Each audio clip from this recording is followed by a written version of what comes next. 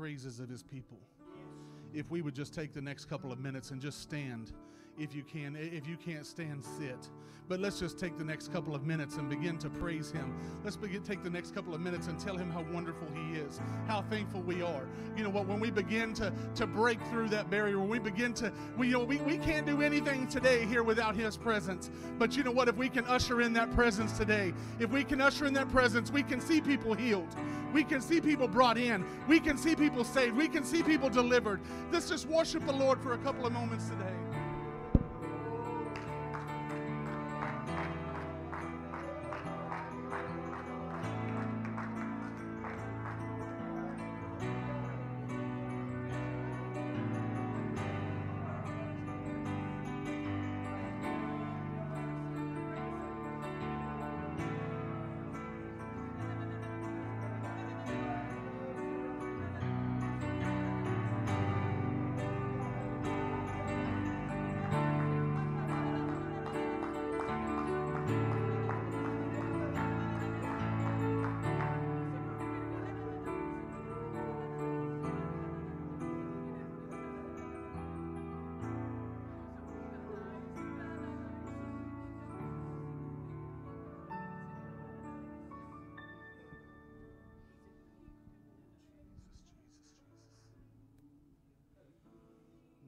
We serve an awesome God.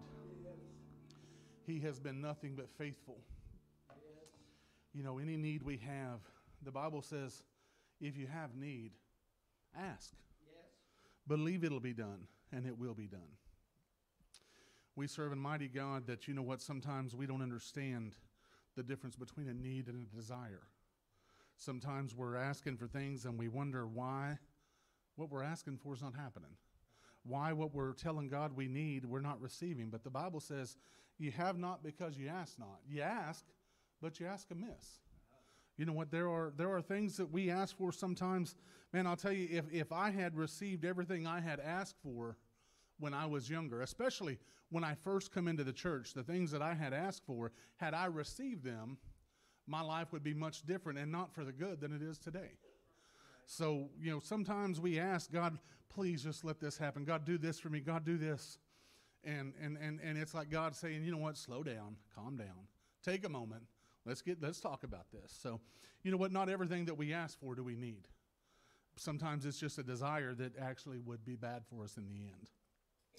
If you would, turn with me to Ephesians chapter 6. Starting at verse 10 says, finally, my brethren, be strong in the Lord and in the power of his might. Put on the whole armor of God, that ye may be able to stand against the wiles of the devil. For we wrestle not against flesh and blood, but against principalities, against powers, against the rulers of the darkness of this world, against spiritual wickedness in high places. Wherefore take unto you the whole armor of God, that you may be able to withstand in the evil day, and having done all, to stand. Stand therefore, having your loins girt about with truth, and having the breastplate of righteousness, and your feet shod with the preparation of the gospel of peace. Above all, taking the shield of faith, wherewith ye shall be able to quench all of the fiery darts of the wicked, and take the helmet of salvation and the sword of the Spirit, which is the word of God. You may be seated. Dear Heavenly Father, I come to you this morning, God, and I ask you that, Lord God, that you would anoint this place today, God. Let your Spirit be all through this place, Lord. That, Lord, let minds understand and comprehend. Let the hearts, Lord, just let us decipher, Lord, what you're trying to say to us today. Lord God, we ask you that you would speak directly to us, Lord, that your Spirit be made manifest here today. Oh, Jesus, we thank you, Lord. We thank you, Lord. You know, I love to teach. The whole armor of God is one of my favorite things to teach on. And normally I could break this up into actually several weeks worth of teaching because there's so much there. You know, this, for all intents and purposes today, what I want to talk about, if you look there in verse 17, probably it says the least about this than anything else, and take the helmet of salvation. Take the helmet of salvation. Now, you know, the helmet is something that, especially Oklahoma, people who ride motorcycles here, Oklahoma's a state where you can wear a helmet or not wear a helmet. It's up to you. But I want to point out a little bit about the helmet today. And you know what? I forgot. Let me start with saying I appreciate being here today. You know what? You guys have been great people. I've enjoyed meeting each of you. I appreciate Brother Stevens for allowing us to come and be here. I appreciate my pastor. If somebody's not pastored, it'll make their life, especially their walk with God, next to impossible. And we have a great pastor. I appreciate him very much. He has guided us along the way, and I appreciate him for that. And my wife and family. I've got wife and family here today. My dad's here. People that I don't get to see a lot because I don't live here right now, and so it's good to see them here. My son followed me down from Joplin today, and I'm glad that he and his girlfriend are here. So I'm just glad to have all of them here. You know what? This is a place where we should all be able to gather together. The word communion is that we are building community here where we can worship in the Spirit and be able to pull something out of this. I believe today that God has given me this word, that if we will take it and apply it to our lives, then I believe it can be of good for us. Now, this is something a little different. The way I've taught on the helmet before, this goes a different direction. But it's still, it's this, if you'll catch this here, I believe that we can get something out of it. So if you would, just help me along, because I'm a new guy. So, I have been preaching for a while, but sometimes when you're in a different place, the Spirit's a little different, and the spirit of people are different. So you know what, if you would help me out and worship with me. But I want to look at this helmet of salvation. Now let's look at the helmet. We watched a movie a long time ago, and in this movie, one guy was wearing a helmet, the other guy wasn't, and he says, well, you should have a helmet on. He's like, 92% of fatalities in motorcycle crashes could have been avoided had they just been wearing a helmet. And the other motorcycle rider says, well, you know what, maybe I don't want something between me and the open road. And another rider with him says, well, you will when your head falls on it. When your head falls on it, you're going to wish you had something there. But you know what? We are much that same way, that we may not want to have ourselves protected. It's work constantly protecting yourself. But when we do that, whenever something happens, afterward, we are glad that we were protected. Right. So I was doing some research and studying on this, and in the Lansing State Journal back in 2009, it read something like this. It was a death that could have been avoided, officials said. Paul Maxim, who was wearing a helmet, suffered a skull fracture and other head injuries in an accident on June 18th. He was skateboarding. A 36-year-old man was skateboarding and fell and hit his head on some concrete and died. The doctor said that it could have been avoided had he wore a helmet. Had his head been protected, had his brain been protected, then he wouldn't have died like that. Now, another story I got you. How many people know of the trucking company J.B. Hunt? J.B. Hunt, we lived in Northwest Arkansas at the time. Back in 2000 and, let me get it right here.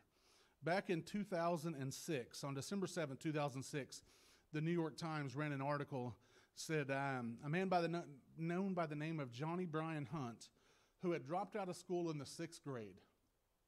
This man dropped out of school in the 6th grade, and at that time, he had ran the largest trucking company in the country, in North America. This man who had dropped out of 6th grade that, most people would scoff at and say he'll never be anything, he don't stand a chance, that J.B. Hunt today runs 17,000 trucks. 17,000 trucks. Now let's think about that in value. Just the trucks alone, a truck today, the truck I drive is $275,000. But he owns 17,000 of those trucks. A man that people would not have given a chance. After he retired, he got into real estate. In Goshen, Arkansas, which is not a real big community, built a 1 million square foot office building and capitalized on it tremendously, made a ton of money off of it. But because one day, on December the 2nd, it was a Saturday, he walked out to get into his Escalade. He opened up the door, and as he lifted one foot up, his other foot slipped on the ice. He fell, hit the back of his head. He didn't know that there was a problem. He didn't know that he had been mortally wounded. He didn't know that just a couple of days later, from that skull fracture that he suffered, from the brain bleed that come from him falling, that he was going to be dead. If his head had just been protected. Now, there's a stark contrast to another story here. On July 4th, 2008, the Manchester Evening News told a story about Savannah Hayworth. She was an 11-year-old girl. Out riding her bicycle one day, she fell right in front of a car. She was wearing a bicycle helmet, which, I could probably crush with my hand. But this bicycle helmet, she had taken precautions. Her parents had taken precautions to make sure that she was protected in case something happened. But she fell in front of this car. The car hit her, ran over the top of her head and her arm. And since she was wearing a helmet, of course, they rushed her to the hospital, and they thought it was going to be a tragic event. They thought it was going to be something that they would look back and remember for years to come of how bad that day was. But at the end, because she had protected her head, she suffered a bruised face and a swollen elbow. A big difference just by protecting your head. An 11-year-old girl, by all rights, probably should have died there on that street that day. But because she had protected her head, it says she had a bruised face and a swollen elbow. That is an amazing story when we think about just what we can do to protect ourselves. Does anybody like wearing a helmet? I hate wearing a helmet. I don't even like wearing the mask that we're supposed to wear. But you wear a helmet and they fog up on you. And the same thing with my mask. If I put a mask on, I wear glasses. So trying to wear glasses and wear a mask doesn't work out well together. Half the time I'm just kind of guessing where I'm at, hoping I'm like a bat that has sonar, because my glasses are so fogged up you can't see anything in front of you. Yeah. I hate wearing a helmet. However, I do like living. Right. So if we protect our head, we have much better odds. So thinking about all of this and thinking about that scripture put on the helmet of salvation, what Paul is saying now, and keep in mind the context of this story. Paul is on house arrest. He's imprisoned at the time. Excuse me. He's imprisoned at the time, and he is looking at these Roman soldiers that he's around every day, and he's telling them about the breastplate of righteousness. He's telling them about the shield, and what, all of that is great preaching. I don't want to get into that today, but all of that is great stuff that he's looking at, but he's giving them an analogy that they will understand, and he's telling them, make sure you put on that helmet of salvation, because without the helmet of salvation, what begins to happen is we've seen the truth, we've seen the power, we've seen the miracles of God, we've seen this stuff with our own eyes, but when we don't have on the helmet, when something comes in from behind and kind of knocks us for a loop, we start believing the things that the devil's telling us. We start believing the things the devil's saying, like he went to Eve and he tells Eve, what? Why don't you just eat of that? Don't it look good? And he says, well, I can't eat of that because we shall surely die. You will not surely die. You know what? Now, did she die physically? No. She died spiritually. She died spiritually, to the point that the Bible said they walked through in the cool of the evening through the garden with God. But now when God comes into the garden, where is Eve? Where is Adam? You know what? They did not have their head protected. They did not protect, and why would they? They didn't know of such thing. They didn't protect their mind. When the devil starts telling them things that will, you will not surely die. You know what? That is so good. Look at it. It's beautiful.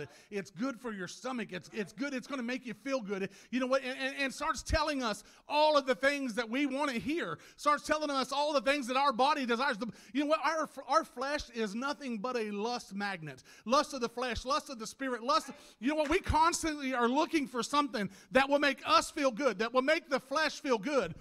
At the same time, it's killing your spirit. Excuse me. I don't know why I'm so choked up today. The devil does the same thing in your life every single day. You know how many people have been sitting and things are going great. The best example would be a Sunday morning. How many people on their way to church this morning? You're on your way to church and you're driving down the road and your wife is on one side and you're on the other side or vice versa. And the devil will just start saying stuff. You know, can you come to church without getting into a fight first? Okay, I don't think it's possible.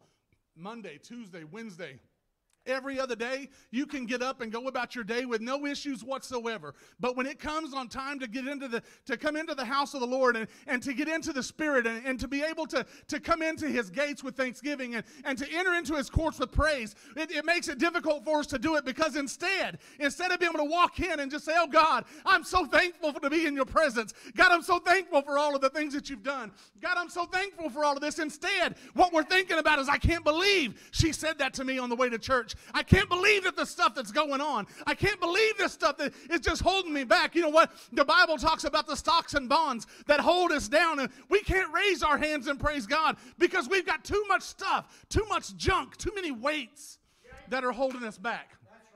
But if we can protect our head, if we can protect our mind, when those things start coming, we just say, you know what, devil, get thou behind me, Satan. There is no place for you here. When we come into the house of God, we can begin just to raise our hands and praise God and say, God, you are an awesome God. You are a mighty God. God, I am thankful for what you have done. God, I am thankful for the needs I have that have not yet been provided, but I know that you will. The Bible says, you know what, ask and you shall receive. When we ask and we are believing and we don't have these weights that are holding us back, then we're able to say, you know what, that bill has not been paid yet, but thank God it's going to be paid. I can tell you I've not been in a place where I have gone without. You know what, there's lots of times that we get worried and we start to stress about things in our lives, that we have bills that got to be paid, how we're going to pay for this or how we're going to do that. But the Bible says, never have I seen the righteous forsaken or his seed begging bread. You know what? I can honestly say that through all of the bad times we've had, I've not ever had to go without. Right. I've never had them come and shut our power off. That's true. Yeah. I've never been kicked out of my house. Right. I've never been without a car. God has provided every day. If we will believe that and we will claim that, even though, you know what, I've heard stories, now this isn't me, I've heard stories of them being there to cut people's power off. And they just start praying, oh, God, please help us. God, please provide a way. The guy gets a phone call and leaves and don't shut the power off. Yeah. Somehow that bill got taken care of for them. But you know what? If we are not believing, if we are not protecting our mind, if we are not calling out to God in faith in the bad times, right, that can't happen. You know what? How many people do you know that will stand up and worship God and man, that everything is great and they're on top of the world right now and nothing is going against them. And they can worship God. But you know what? As soon as a mountain goes up and comes back down. Right. When they get to the top of that mountain, everything is great. Everything is wonderful. God is awesome. God is mighty. Coming back down the other side. Well, you know what? God hasn't done this yet. God hasn't done this. And you know what? We may not have gas in the car to get to work. And we may not, you know what? If we can protect our mind, we don't come to that point where we are concerned what's on the other side, because we know God has provided for us on this side of the mountain. Right. God has provided for us on this side. We are climbing up. And you know what people don't understand is to get to the top of that mountain, you know what, there's resistance. There's things that will, I don't want to climb a mountain. I'll be real honest. I don't want to climb a mountain. But you know what, to get to the top of that mountain where everybody says the blessings are, man, it's tough. You got to trudge your way through it. It's not an easy walk. It's not flat ground. I laugh sometimes. After the tornado in Joplin, they built this great big railroad overpass, and it's an incline. It's pretty steep, and you'll see people take off and they're riding these bicycles, and they'll get about a quarter of the way up that thing, and they get off that bicycle, and now they're pushing the bicycle. Yeah. And I always laugh because it's just kind of funny, right. But you know what? As soon as they find a little bit of resistance, they get off that high that they're riding, and they start to say, why is this happening? How is this happening? I can't believe this is happening. You know, in Numbers chapter 13, God told Moses, he said, I want you to send 12 spies into the land. I want you to send these 12 spies. Now keep in mind, these are people that came across the Red Sea. That God had opened up the Red Sea and let them cross. Not only did they cross the Red Sea, but it was dry ground. They crossed the Red Sea on dry ground, something they should not have been able to do. Their boots should have been stuck in the mud, and they weren't able to make it across. You know what? We used to live in the country when I was a kid, and we would have to walk there. And I thought I'd be smart one day. I was going to take a shortcut, and I'm walking through the fields, and my boot gets sucked down in the mud, and I can't get my boot back up. I end up walking the rest of the way back home barefoot. Yeah. You know what? The Israelites still crossed there with their sandals on. Right. God took them across the Red Sea with their sandals still on their feet. And as they look back, they're getting across the Red Sea, and they look back and they see Pharaoh's army. You know what? When they come to the Red Sea, they first start saying, what kind of God, Moses, what kind of God do you serve that you would bring us here to die? That we were okay when we were over there, but you bring us here to die. And then God parts the Red Sea, and they start going across, and they're singing, oh, God, you are so great. God, you are so mighty. God, you have taken us to a place. They cross the Red Sea. They get to the other side, and they look back, and they see Pharaoh's army coming after them. And instantly they begin, Moses, what kind of God do you serve that you brought us out here to die like this?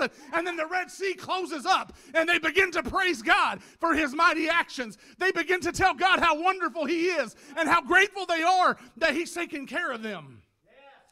Just a little bit later, God said, and this is several times throughout this, several times, that we're so hungry, Moses. Why would you bring us out here to starve to death?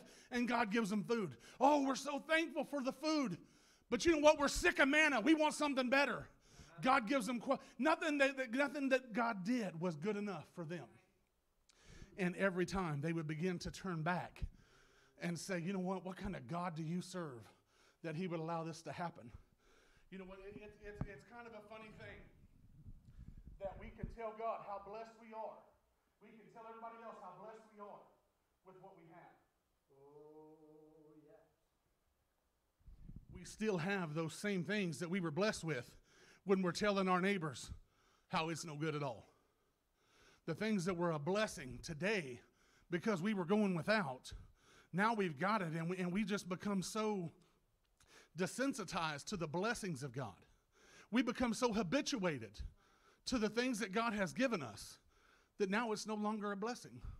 That's because we begin to listen to the devil come in and say, you know what, sure, God's giving you bread, but it's just bread. It's just manna. Is that really enough? Is that really what you want to live on from now on? And you know what, at first we can say, oh no, you know what, we were hungry and God fed us. Right. After a little bit you start to say, you know what, I'm sick of bread. Yeah. I'm going on a no-carb diet. You know what, there's always something to make you not appreciate the blessings of God. And if we can just protect our heads, if we not listen to the words of the devil who's coming up speaking to us. But Moses goes ahead and he sends 12 people into the land. He sends one warrior from each tribe into the land. And they come back and they're like, tell us, you know, what have you seen? What is good? Is it what God said it was going to be? And they're like, man, it is so great. There is milk and honey. They were carrying clusters of grapes on a rod between two men. There was so much. It's everything God could have ever given us. Yeah. However, you know what? All of those people that God killed back there to get us out of Israel or to get us out of Egypt, man, that ain't nothing compared to what's ahead of us. Man, there are giants there, and there are warriors there, and there are walled cities there. They've been listening to the devil as they go into this land, as God chose these people to go into this land so they can see what all God's given them. They come back with a report and says, you know what, we just can't do it. It's everything God said it was. It's everything he said it was. But you know what, we're happy right here. We can dwell on this side of the river. We can stay right here and have everything we need. We don't need to go over there and try to take that from them because there's just no way God is strong enough to do that. It says that we were grasshoppers in our own sight. Think about that, grasshoppers in our own sight. Those little things that I see and I step on just to hear them crunch. Yeah. We are grasshoppers in our own sight. We're not strong enough to be able to take that land. God told us everything that was there and how great it is and how wonderful it is and that he was going to give it to us. And everything he said is exactly what he said, except for us being able to take it. He gets to the last, they weren't wearing their helmet. They weren't protecting their mind. They were listening to any kind of influence. Get to Caleb and Joshua. And Caleb and Joshua said, you know what? My God said we're going in, and we are going in. God said he gave us that land, and I believe right now that he has given us that land. He said he's going to bless us. He's going to strengthen us. And I believe right now I can feel the strength coming on. I can feel the blessings coming on. You know what? We ain't listening to no outside influences. We're not watching the news. We're not hearing everything that's going on out there. But God said he can do it, and I believe he can do it. You know what? We need some people today that will stand up and say, devil, I'm not staying here. I'm not going backward. But God had promised me something up there, and we are going forward. We are going forward. You know what? Joshua and Caleb had their helmets on. Joshua and Caleb were prayed up. When they saw the giants, they said, you know what? That giant ain't no problem for us.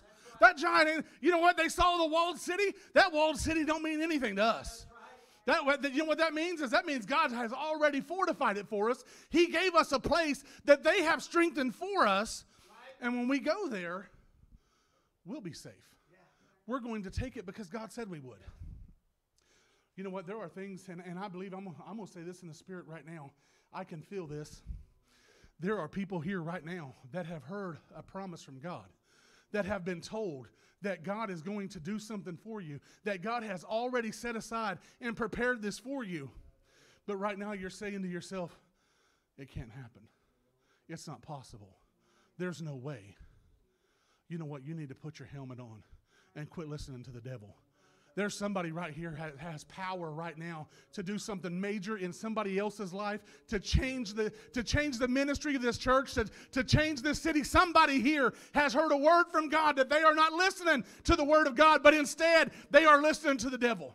They are listening to the outside influence, saying, are you serious? Do you see the wickedness there? Do you see the evilness there? There's no way you can overcome that. But I'm telling you right now, if you will come together with God, if you will come together and just link arms with God, the Bible says that when we come together, we are a 0, but every person that when we link with God, now we are a 10. And when this person links with God, now we are 100. And this person links with God, now we are 1,000. We're looking for somebody that wants to stand up today and do some multiplication, because standing back and being a 0 is not good enough. Being a 0 is not good enough. It's not good enough. It's not good enough for me. It shouldn't be good enough for you. You know what? God has made you a promise. God has made you a promise. And I've not seen a promise yet that God didn't keep. Not a promise yet God didn't keep. In 2 Samuel chapter 2, verse 23, says, and after him was Eleazar, the son of Dodo, the Ahohite, one of the 3 mighty men with David, when they defied the Philistines that were gathered together to battle, and the men of Israel were gone away. The men of Israel were gone away. So you know what? They're here for battle. They're here ready to fight. They're here for war. And Eleazar stands up, and he steps up to the battle line, and he looks back.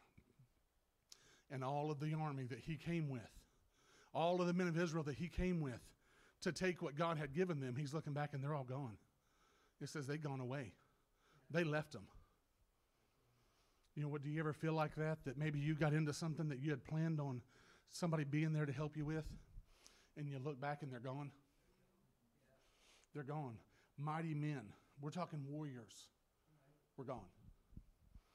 But this next verse, one of my favorite in the whole Bible, said he arose and smote the Philistines until his hand was weary.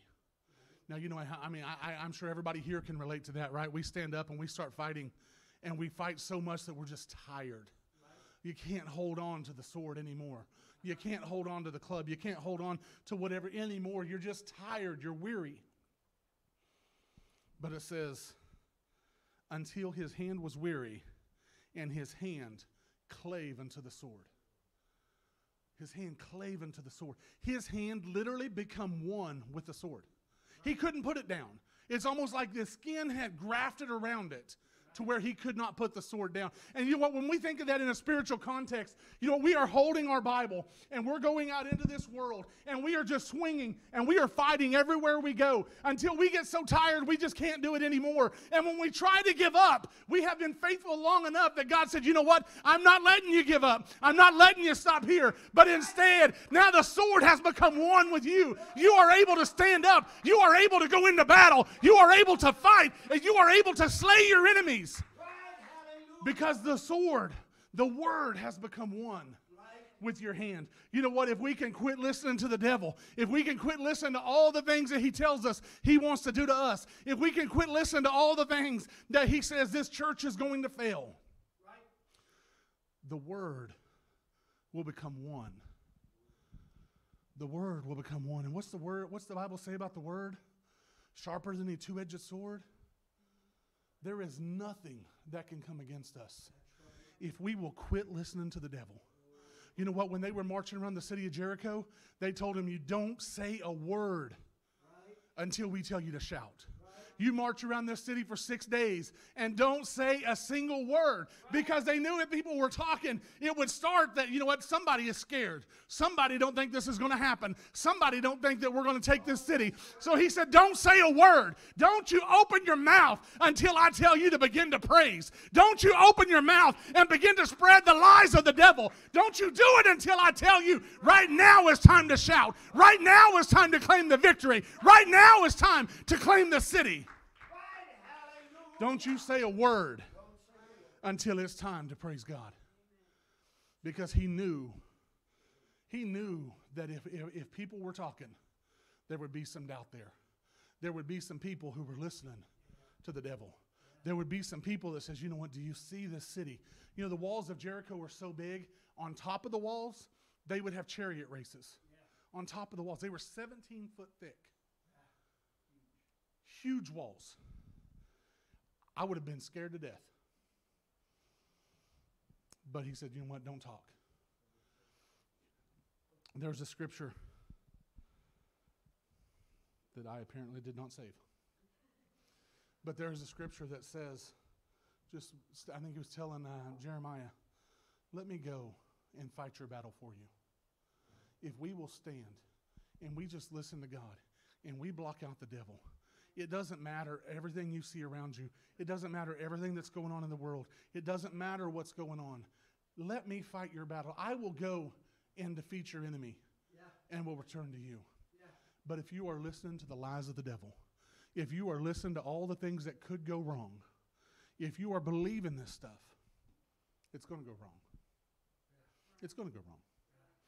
If you're not believing, if you're not, and you know what, so in a lot of times, we need people to spread more truth, to spread more about the power. The Bible says you're made an overcomer by what? The word of your testimony and the blood of the Lamb. We need some people to share that power that they experienced. We need some people to say, you know what, yeah, that looks bad. But you know what, God told me he was going to do this, and he did.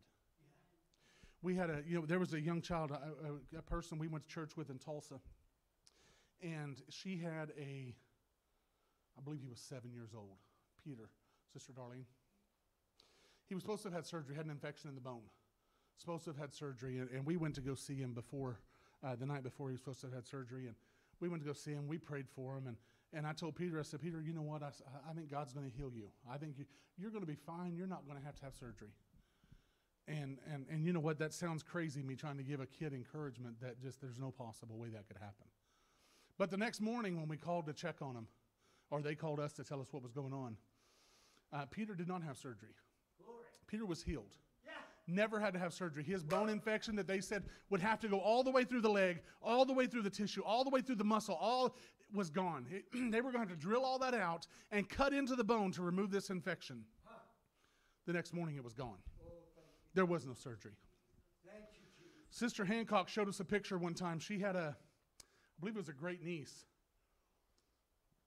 She was 5 years old, and she had a lung infection, had pneumonia in the lungs, and it was habitual. It was constant all the time. She was having problems, and went to the doctor one night, and she ended up getting put in the hospital. And I'm not sure what they were going to do. I don't remember. It's been a long time since I was told the story. But the little girl, the night before she was supposed to have whatever the procedure was done, she was in the hospital, and they come in the next morning, and they said, we're going to take you back now. And she said, I don't need to do that. I'm healed. And they said, well, honey, we need to get this done. This is very important. This could cost you your life. We need to get this done. She said, but I don't need that. She said, Jesus was here last night, and he laid his hands on me and prayed for me. Well, honey, but still. And the mom says, you know what? Could we just do one more x-ray to see if it's still there? Can we just do one more thing, just to make her feel better? And they said, you know what? It's kind of a waste. We just did this, but we're going to do it one more time. Yeah. So not only was the stuff in her lungs gone, but she had a handprint. She said Jesus put her hands on his chest and prayed for her. She had a handprint on the x-ray. Don't know how, don't know why, don't know where it came. Well, we know where it came from. Yeah. There was no bones in the hand, just a hand. Just over the x-ray, over her chest. She said, you know what? She said, last night Jesus was here, and he put his hands on me and prayed for me, and I'm healed. You know what? That little girl was listening to the voice of God. She was not hearing the voice of the devil. So you know what? If we can just keep listening to the voice of God, if we can just keep pushing forward, you know what? If we can believe him now, we can believe him tomorrow. He says, I am the same today, tomorrow, and forever. I change not. If we believe in the goodness of God today, then we should believe in the goodness of God through every situation. You know what? Had she just turned around and said, you know what, I don't believe that. Okay, let the nurse, take me back to get me ready. She would have had a surgery that was unnecessary. But instead, she listened to the voice of God. She was not hearing the voice of the world. She wasn't hearing the voice of the people. She wasn't hearing the voice of the devil. They kept telling her, you know what, no, this needs to be done. No, it doesn't. God healed me. You know what, we need to be like that today. We need to stand up and say, you know what, no, it don't. This is not a permanent situation. This is not something that can't be changed, because the Bible says I can do all things through Christ. You know what, if we can stand up today and we can go into this world and we can be ready to fight and battle our way through, we can do all things through Christ. You know, on the way to church this morning, and you know what, I started early, so I'm kind of done early. On the way to church this morning, first off, I got a phone call from a friend of mine who, he's been in a bad situation, but he was not very smart, and he married way too soon, and he married somebody he shouldn't have married, and it has been nothing but problems since they got married. It's only been 60 days. They've already been separated for 3 weeks, and it is something that has caused him turmoil and trouble since that time. And so he called me this morning and he was telling me some stuff, and I said, Tim, I don't doubt that. That's exactly what I expected would happen, because when you're listening to these, so he drives a truck as well, and he was going to go to work for a company that would put him home every weekend. That way he could be here for church. She didn't want that. She didn't want him to go to work for that company, because if he was home every weekend, he was making less money. And so he ended up not doing it. He didn't go to work for that company, and he's actually supposed to go to work for the same company I drive for now, which again would put him home every weekend. He's supposed to start tomorrow, but he hasn't talked to her for the last couple weeks. He sent her money, and she told him, you know what, I got the money, now leave me alone. Don't talk to me till Saturday. And I told him, man, she's a gold digger. That girl is a gold digger. She don't care about you. She don't care about your spiritual life. You need to listen and pay attention to what's going on, Tim. Don't fight this. Just listen to God. Right. But this morning he said, well, yeah, we were together last night, and I'm not going to work for that company today because she just don't think it'd be a good idea. I said, you know what, Tim, whatever. And I hung up the phone. My wife and I kind of argued a little bit on the way here this morning, and it was just over something stupid. But you know what? This is something that I have been preparing a message on for the last couple of weeks. And as this stuff happens, it started, as it was just, as soon as Tim called, I knew, you know what, this is the devil trying to get in my head and not go through with this. You know what, when Michelle and I started talking, after we argued for a second, and she looked at me, she said, do you know what this is? And I said, I know exactly what it is. Yeah. She said, then let's stop.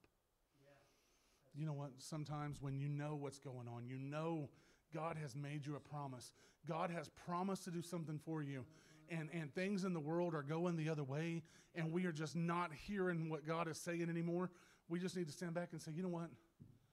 Do we know what's going on? Let's just stop it.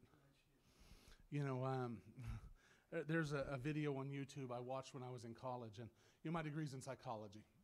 So there's a Bob Newhart video. And it's on YouTube. But in this video, this lady goes to him and she's like, well, tell him all these problems that she has. I'm scared of this, and I'm scared of this, and I'm scared of this.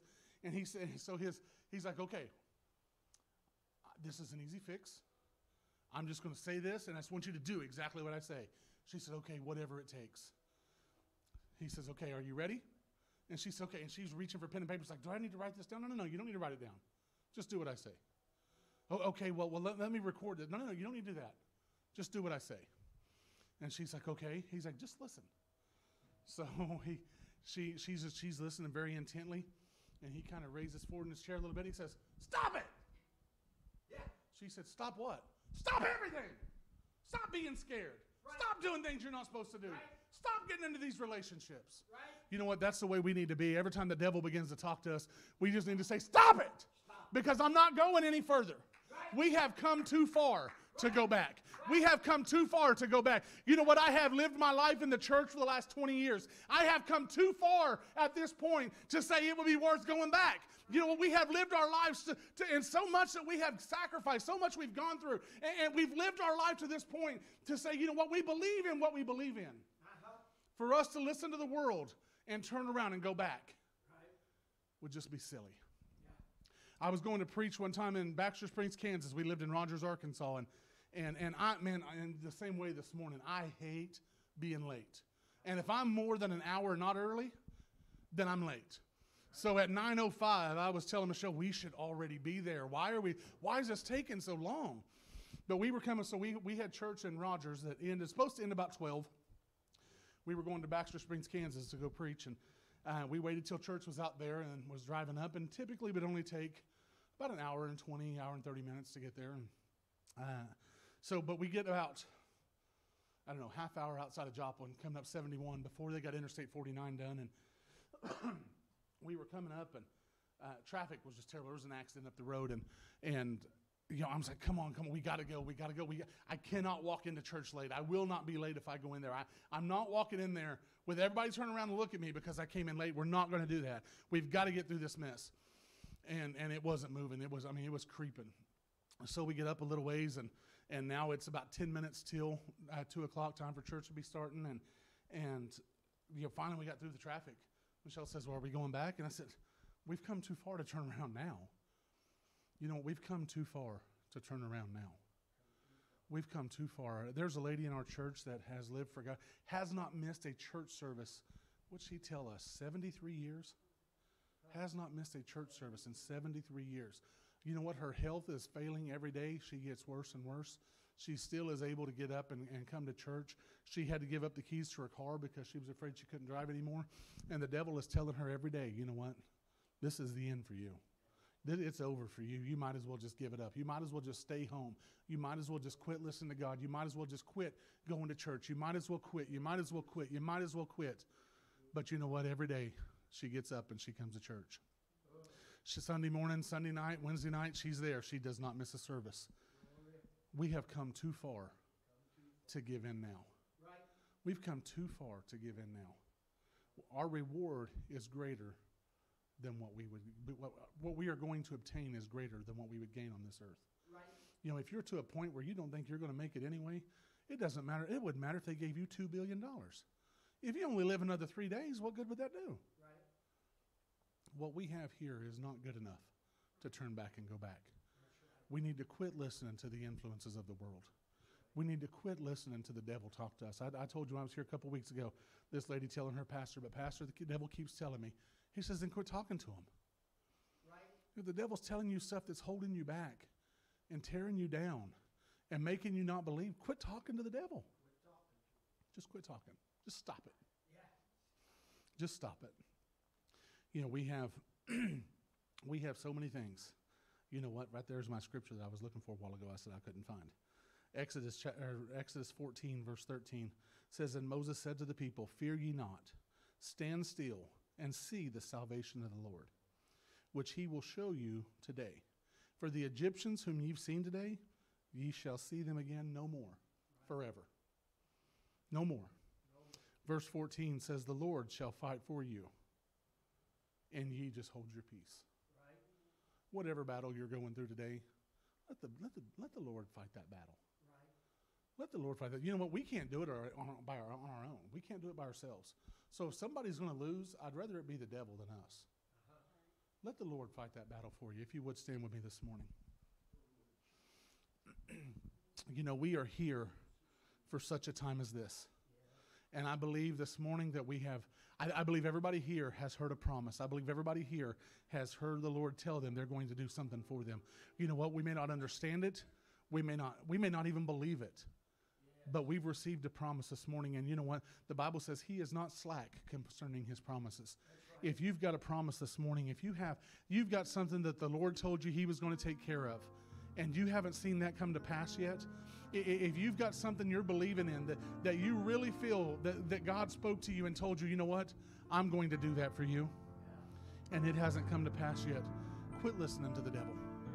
You know what, if everything happened as soon as we asked for it, then that would not leave us much room for faith, would it? If we had a problem and we just said, God, take care of it, and He just took care of it, then we wouldn't have that need. We wouldn't have that need for faith anymore. You know, I think sometimes we go to God like He's a grocery store, like a Walmart online grocery pickup. We just get online, we type in what we're looking for, and we expect when we get there everything's going to be in the bag.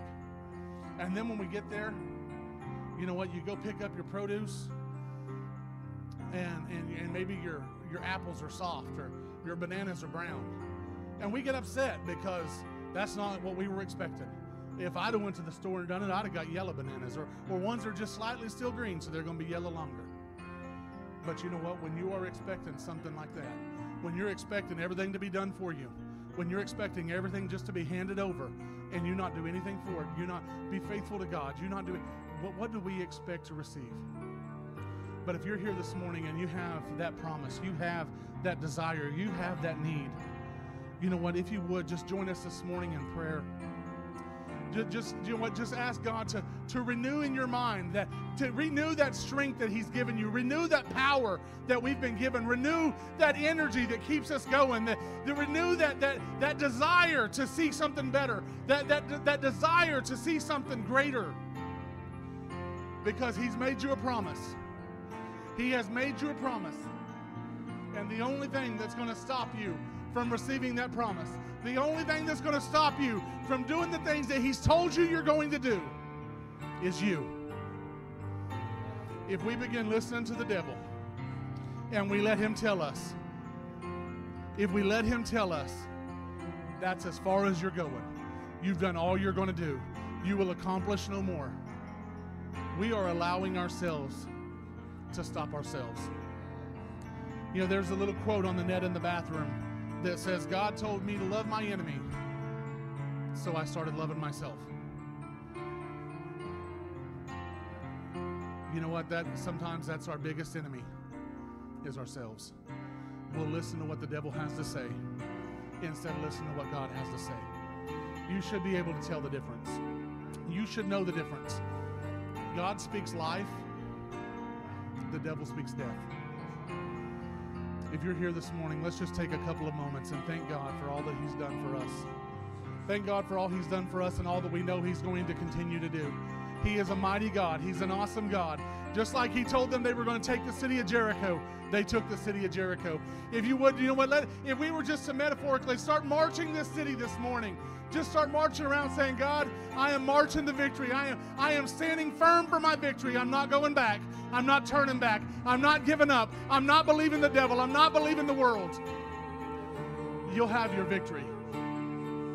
Anybody here this morning want victory?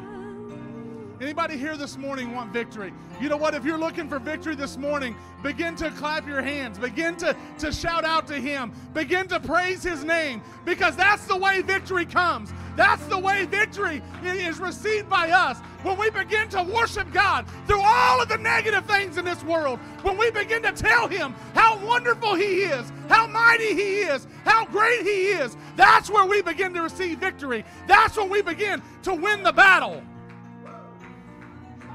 If we just fall aside and say it's just too tough, you've lost your battle. But there is victory here this morning. There is victory here this morning. There's victory this morning. Hallelujah. If you need prayer, I want you to come to the front. Hallelujah. Just make yourself available. Hallelujah. Why don't we come to the front right here? We all need victory. God is in this place. Hallelujah. Why don't we come to the front? Yeah. Oh, we're going to give our God the glory. Hallelujah. What an awesome message. Hallelujah. Hallelujah, buddy God.